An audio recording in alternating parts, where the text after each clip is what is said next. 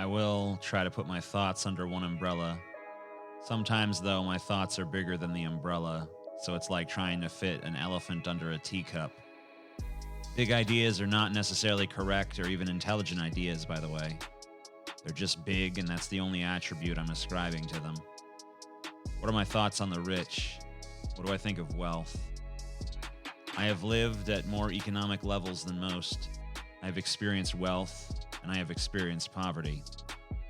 When I say I have experienced wealth, I mean Olympic swimming pool, multi-acre property, cavernous mansion on the river with a party barge and some of the top-of-the-line jet skis tied to the dock. That kind of wealth. If I asked my dad for money to get a pizza when I was 10, he'd hand me $200 and think nothing of it. This was $200 in the mid-90s.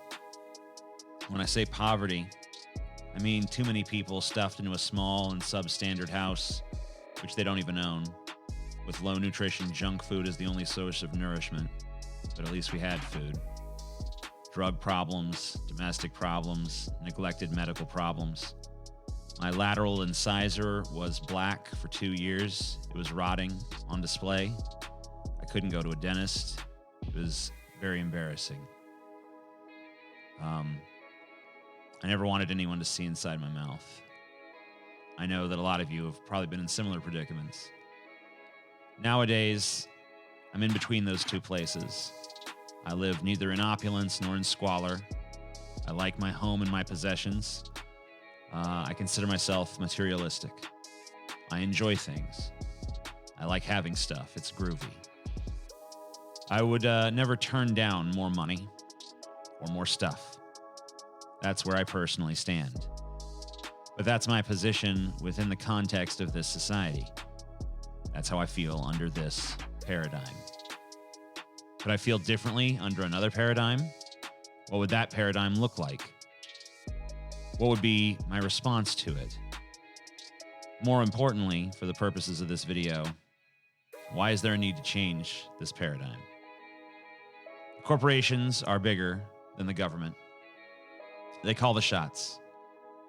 The people are in the street saying, we know who the enemy is. More and more, they're looking away from the puppet show.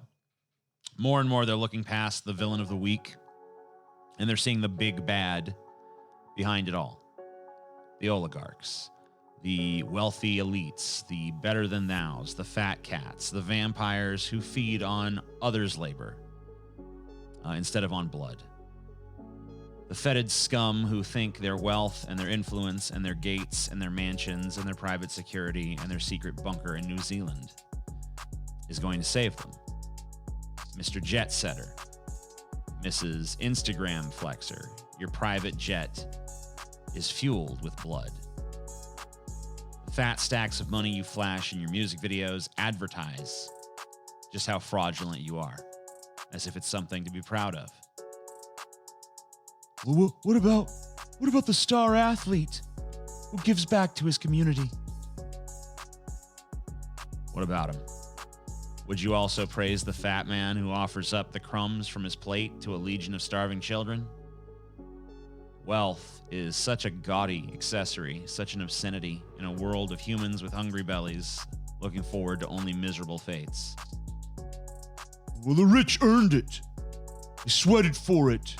They innovated. They hustled. That CEO that you venerate became a CEO because he knew how to fuck and swindle and connive his way to the top.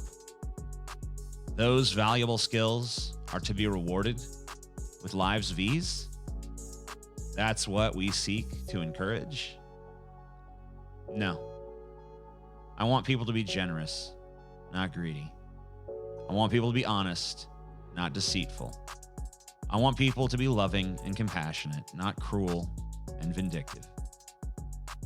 Does that sound naive? Then let me ask you, is it any more naive than believing that a society full of greed, mercilessness, deceit, and selfishness will produce anything other than the dystopia we now inhabit, where cruelty towards one another is the norm and displaying the worst traits imaginable is what gets you and keeps you the lion's share of resources? And that's when the fear words come out, right? That's when they trot them out. They Trotsky them out. Communism, gulags, mass graves, Stalin, Mao, Cuba, Venezuela, Marxist, anarchist, breadlines.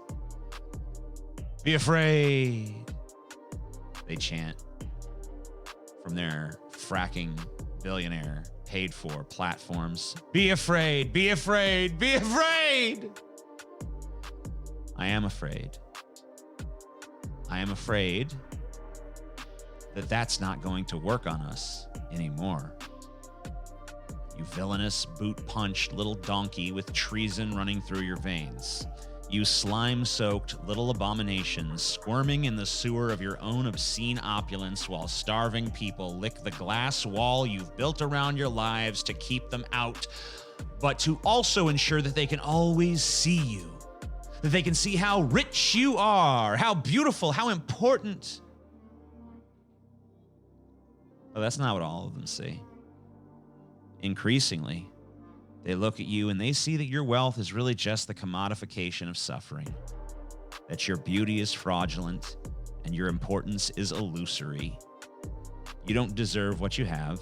You didn't earn it. You don't deserve it any more than a murderer deserves to take a life just because he put forth the effort to take it. You are thieves. Thieves don't earn, they take. You are thieves who have taken so much that you've been able to legalize your own forms of thievery. People are waking up to that fact. That's why they have no sympathy for you. That's why they increasingly refuse to celebrate you or to venerate you or to aspire to be like you. I don't hate the wealthy. I, like many Americans, aspire to wealth. Why wouldn't I? It's venerated in the culture, comes with a massive increase in privilege, transforms the quality of life that you get to live radically. Of course, it's desirable. Anyone who denies that is being stupid, dishonest, obstinate, or all three. But like other desires, should it not be questioned? The desire for a thing does not mandate that thing's goodness or its usefulness. Oftentimes, the thing we want is not great for us or for our society. Wealth, I think an argument could be made, is one of those things. Now, my personal feelings on this matter are, to my mind, moderate.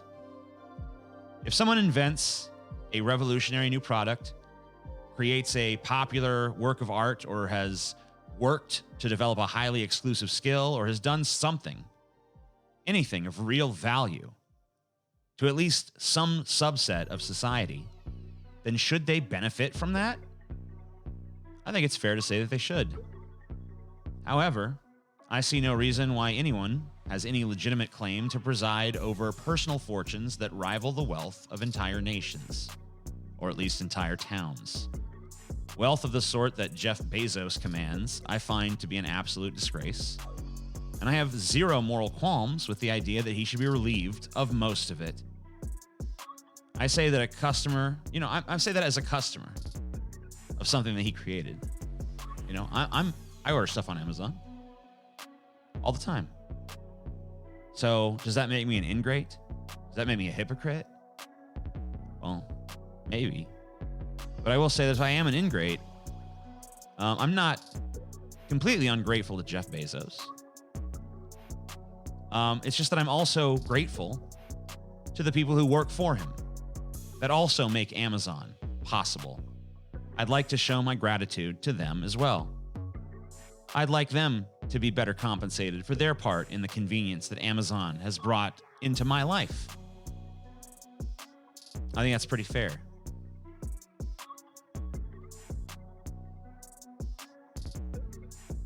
I will try.